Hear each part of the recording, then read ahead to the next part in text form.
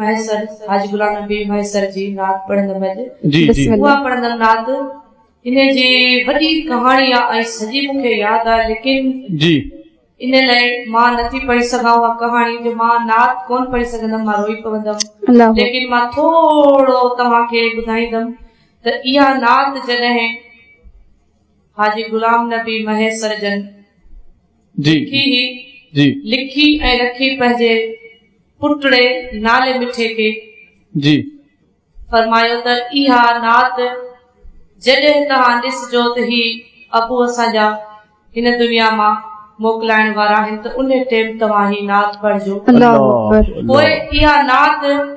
जॾहिं हुननि जी तबियत ख़राब थी थोरी ऐं माना ही आख़िरी स्टेज ते आया त उन टाइम हुननि जे न्याणियुनि फरमाइश कई त इहा नात असां पढ़ंदासीं त पोइ हिकु न्याणी पढ़े हिकु लाइन वरी उहा रोए वरी ॿी न्याणी ॿी लाइन पढ़े वरी उहा रोए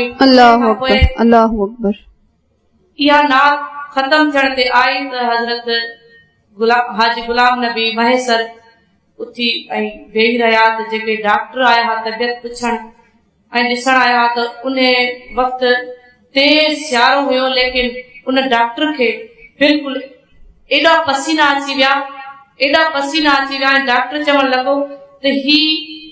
वाकई अल्लाह पाक जो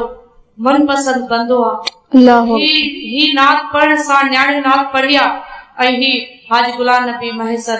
उथी वेही रहिया आहिनि। सुभान अल्लाह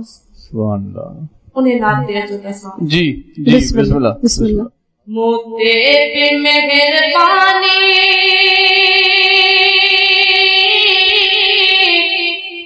सदका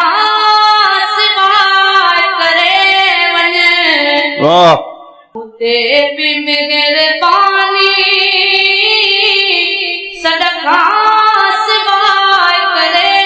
वञे माला इलाज आया मुंहिंजी दवा करे वञे सुभान अल्लाह इलाज आया मुंहिंजी दवा करे वञे वो इंतजार पियो क्या दीदार थे कदम जा वो इंतजार पियो क्या दीदार थे कदम जा प्यालो न मौत जो प्या अग में अता करे वञे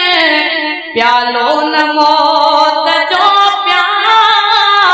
अग में अता करे वञे मां तुंहिंजी सिक में आया तूं मूंसां मिठा मिली वञे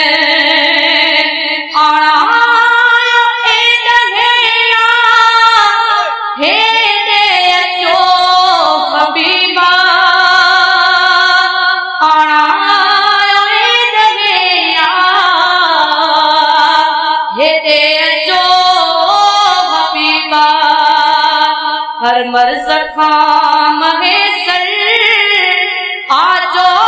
मिठा करे वञे हर मर्ज खां महेसर आजो मिठा करे वञे